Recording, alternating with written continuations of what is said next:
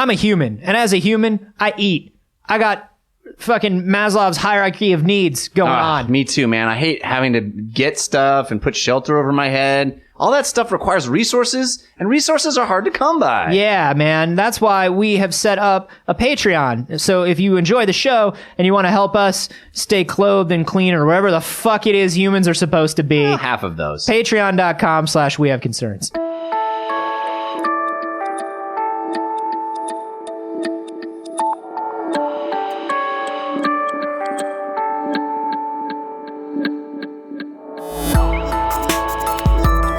Movie about those genius babies that go to Vegas. Vegas Babies. Vegas Babies. It was Baby Geniuses 3. Yeah. Vegas Babies. Where they get the genius idea to cheat the casinos out of their money. They learn how to count cards. And there's a baby Kevin Spacey who shows them how to use their math skills to beat the house. Baby Spacey has the exact same amount of hair as real Spacey. Exact same amount of cheeks. Baby He Spacey looks really identical. In fact, Kevin Spacey played Baby Spacey. Kevin Spacey is a super baby. He is a baby genius. You heard it here first. This is We Have Concerns. Hi, Jeff Canada. Hi, Anthony Carboni. Hello, concerned citizens. Massive intergalactic space structures. Is this the beginning of a Beastie Boys song? Yeah. Intergalactic space structure, intergalactic. Kepler saw a megastructure. We think. Kepler saw something. Well, a lot of people sent this story to us. This is one of those stories that we get from everybody. Yeah. We really appreciate it. Thank you for sending it to wehaveconcernshow@gmail.com and also posting it on our subreddit at wehaveconcerns.reddit.com. The way we found this is pretty interesting. Kepler, the giant space telescope. Dave Kepler. Dave, he's a busy guy. Yeah. But brilliant. So this space telescope looking out into the stars and checking for weird light patterns in stars. But there's too many stars for us to just build an algorithm to check that. So they literally just use volunteer astronomers, average individual citizens who want to stare at stars and look for irregularities. That's awesome. I want to do it. I feel like it would be so boring. It's got to be, but like, it's boring unless you're the guy who finds a thing, right? Right. Unless you're whoever this guy is who on his watch saw something and was like, dudes, there's a weird flicker. This is it. Yeah, I've heard you talk about the weird flicker. Can you come back to dinner, please? But like, yeah, I mean, this guy looks at, he sees a weird flicker. He's like, I think it's probably aliens. You guys, it's aliens. And they're like, dude, shut the fuck up, Ken. He's always talking about his alien flickers. Ken just wants so badly to see aliens. It's weird. He actually has a Flickr page with just pictures of aliens, and we often think that he's talking about his alien Flickr. I'm not even using words anymore. I can only hiss just at you. hissing at me. I thought that was a good one. Sure you did. Actually, it was several people. In 2011, several people classified a star. Oh, so now Ken can't even get credit. Yeah, I know. Ken got scooped. It's a rough life for Ken. I just want to make the movie about two volunteers who are looking at images from Kepler. Yeah. They have a rivalry. They've always had a rivalry. There you They go. grew up together. Yeah. You know? It's Ken and Diana, and they had a romance that died out like a dying star. Whoa. And now, oh, it's got levels. 10 years later, Yeah. they both find the same flickering light in the sky. Yeah. And it brings them back together to reunite. But at first they're arguing about it because it's just like, oh, you're always taking this from me. You always want to take from me. Well, Why can't I have something? You took my heart. Talking about taking things. Oh, Ken. You just don't understand. You've been sitting and looking at monitors for too long. You've forgotten the way things really were. It was hard. You know what? The monitors show up for dinner every night. The monitors don't leave me standing in the rain, looking at you drive away. I have to have my own life. I found this and you're not taking it from me. Guest starring like John Oliver as like the bumbling head of the Kepler program, who just can't give credit to one or the other of them. He's just caught in the middle. You both did great. You both did a fantastic job. No, you have to choose. Who check the logs? Who found it first? Well, last week you found it, and tonight you found it. So last week tonight is a show on HBO. Watch it every night. I don't know how they let John Oliver get away with that. This is a big Hollywood movie. You'd think you can't just stare at the camera like that and say something like that. Really not cool. That's John not cool, John Oliver. Not And it's just cool. the thing is, he refused to say it any other way. Wow. We both feel that way? I can't believe you feel this way, It really Diana. pulled me out of the movie. Yeah. I'm going to say it. I'm going to go ahead and say it. But this is not the most important thing that we're talking about this week. No, but it's pretty cool that that's the way this was discovered. Yeah. But what does discovery mean? Basically, so this flickering light, we know that that means that there's a bunch of stuff in front of the star. The star is probably surrounded by junk, material of some kind. Now, that usually happens with young stars because They refuse to clean up after they're themselves. so the worst. Yeah. The worst. I know where everything is. Mom. Clean your galaxy. I don't have to do what you say. I'm my own star. One day, I may just be a white dwarf right now, but one day I'm going to be a red giant. But if you burn too brightly, you will burn out before your time. Go away. Close the asteroid belt on your way out. So there's usually material that surrounds young stars, but this is not a young star. And there's a bunch of theories as to what it might be, and there's a really far-fetched one about comets being dragged through and staying there for some reason, but no one really knows what this could be because all of those are so unlikely. Jeff, I know what it is. What is it? Yo, these aliens. You think there's aliens? These aliens, dog! So tell me what this could be if there's aliens. Here's the deal, Jeff. We're thinking this is potentially an alien megastructure. I'm in. And by we, I mean the scientific press who jumps on shit like this because thank fucking God. Because why else would we read it? Alien megastructure. Fucking click on that. Yeah. Yeah. I want to see that. So, but there are things that this could be. Okay. If this is an alien megastructure. It could be a mall. Yeah, it could be the megastructure, the alien megastructure of the Milky Way. It's got rides in the center. It's got like 6 different Orange Julius. Yeah, it's got like 3 Auntie Annie's pretzels and 2 Sephoras, like 2 Sephoras? Why do you need 2 Sephoras? Because it's that big. That's why. That's why. They theorize that if you were to get into an alien mega mall Yeah.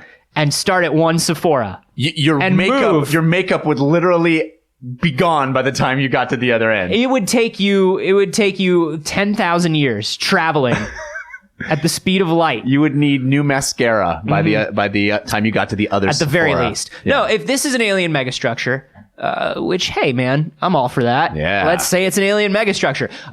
There are a few things that it could be. The first thing it could be is a Dyson sphere. Ooh. Which is you just lay it on the floor. Yeah. And you leave. It's kind of like a Roomba and BB-8 put together. Dyson Sphere will clean up your house and look adorable doing it. Yep. I want to buy one of those. Anyway, that's a Dyson sphere. Thanks, everybody. Be sure to subscribe. No, this is crazy because this is the most realistic thing it could be if it's an Okay. alien megastructure. Yeah. Okay, is a giant sphere built around a star, Yes.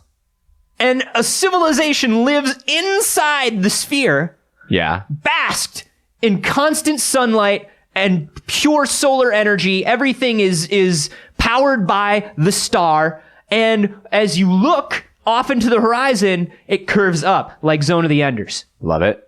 Want it. That's this is- the most logical alien megastructure could be. So, like, this is why I'm saying get hyphy for alien megastructure, but don't get too hyphy. Well, this is we're talking about an alien civilization that has harnessed the power of a star completely. There is no lost energy because we can harvest the power of a star. We do it all the time. You have solar panels on your house.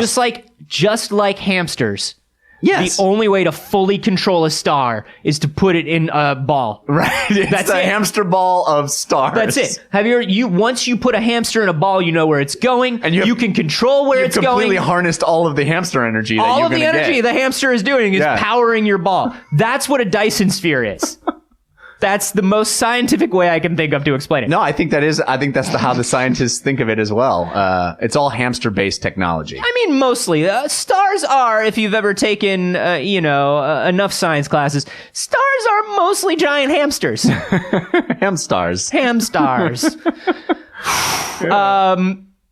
Which is an all hamster dance crew. Yeah. And they rock. So that's the most likely alien megastructure. Can that be what is the least likely? So going from most to least likely, the next most likely thing is a Dyson swarm. Dyson, he got a lot of ideas. This is Freeman Dyson. He came up with this stuff in the 1960s. He's a cool cat. Dyson swarm. Yeah. Instead of building a sphere and completely encasing a star, right? Let's be honest, that's a little megalomaniacal. The workload alone, the work order. You know, we're gonna. Where do you start?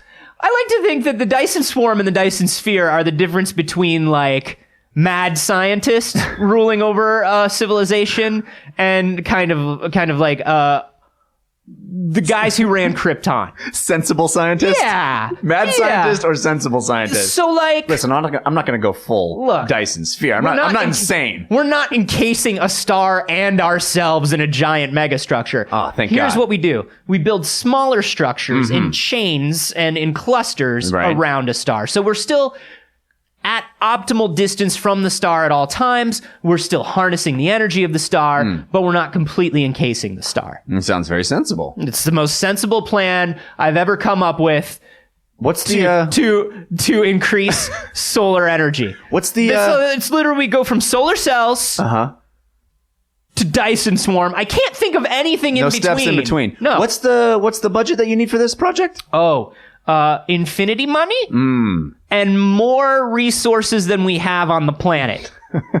Right. Because remember, each of these megastructures is probably like a planet size. It's bigger than a star. I mean, it's pretty big. It has to, by definition, it has to be bigger than a star. Well, I mean, in the swarm, it doesn't necessarily have to be. It just has to expand to that size. It doesn't have. That would be dope, though. Like, okay. Let's compromise. We'll build a sphere, or we'll build a swarm, but Robotech style. If we see that there is danger incoming, we push a button, it turns into a sphere. I like that. Okay, you guys are clearly the evil half of the Galactic Council. It's just a button. We don't have to push it. But like, who has control over the button? I do. Just me. It has a thumbprint scanner. You know, like on the iPhones? The Galactic Council should not be a voluntary position. If I don't, if I turn it off and turn it back on, I have to put my password in. I'm not an insane person. Why would you turn off the megastructure? We need it to survive. Well, it's always good to reboot every once in a while. It just cleans things out. I don't like that you're petting a hairless cat as you're saying all these things. I think that you have another motive. There, I said it. Wait, how did that airlock... Onto spikes. A megastructure of spikes. Did you literally build a spike megastructure? I got a lot of money from the spike. A lot of money from the spike. They want to help. They want to help build the megastructure. To build such a thing in our own solar system would require the dismantling of Venus, Mercury, Mars, and the Earth. Dismantling. To get least all of the things that we need to build a Dyson swarm. This isn't even the sphere. We just need to dismantle a couple planets. I love the idea of doing it in that order. It's like we dismantled Venus, Mars. Like what? I got bad news. We have to dismantle Earth next. There are like other planets, though. No, we dismantled all of those. But there are 8, sometimes 9. Yeah, we can't dismantle Pluto. It's not technically a planet. That seems like the best reason to dismantle Pluto. Yeah, I guess. But then we just get all kinds of, dwarf planet parts. We don't want that. Nobody wants that. They're not compatible. Yeah, they're not compatible, man. You try to put a dwarf planet part in a regular planet, it'll run fine for like 2-3 sols, and then you're in trouble. And then it'll start sputtering. Tectonic plates are going to start breaking up. People come in all the time trying to cut corners. Yeah, you don't want. You got to pay. You know what? Pay top dollar and just do it right the first time. There are a few things that you really need to invest a lot of money in. Just dismantle Earth. That's how we would get enough resources to build a Dyson swarm. We would need to dismantle 4 of our 8 planets. So basically what we may have discovered is a super-powered intergalactic space civilization that has the power to dismantle our planet.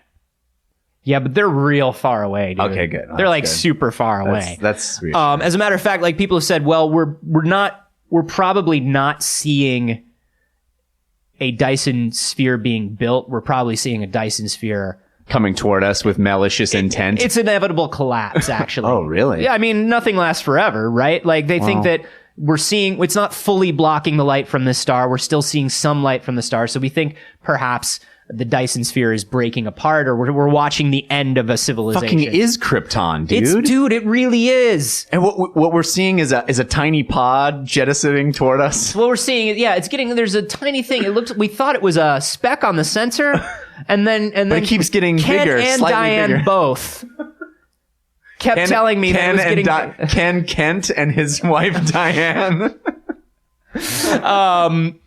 So another thing that it could be, increasingly less likely, remember, these are going from most likely to least likely, a stellar engine.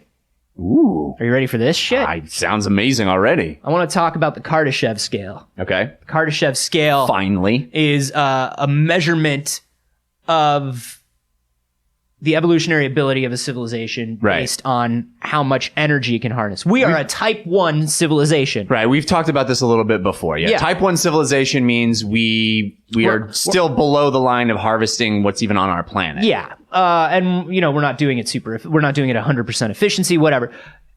Type 2, this is it. This is the next step for us. Yeah. Turning a star into a goddamn engine. Let's do it. That's all we need to do. Star engine. That's all we need to do to hit type 2. That's amazing. Let's get it. Let's do it. All we need to do to level up Just level up. is we just need to grind out this stellar engine. Yeah, no, it gets a little boring after a while, but it's worth it in the end. It's horrible when I don't have any friends online and I'm trying to solo it. Oh man, it's just star engineering like constantly. And here's the thing. Like, in 6 months, they're going to do an update. They're just going to give away Star Engine. Oh yeah, Star Engine is going to be like the least everybody's going to be a level 3 or 4 on Kardashev, out of the gate once they release the expansion to this solar system. But what are you going to do? What are you going to do? I'm here and I enjoy it, and as long as I'm having fun. Right. No, this is a fucking star as a giant engine powering something for galactic travel.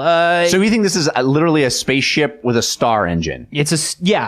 Now think about that. So it's not it's not a planet that is, it's not this Dyson sphere. It could be. I mean, it's that huge, right? Like if it's a spacecraft that's big enough to use a fucking star as an engine, then, I mean, think about how many people were living on the Enterprise, dog.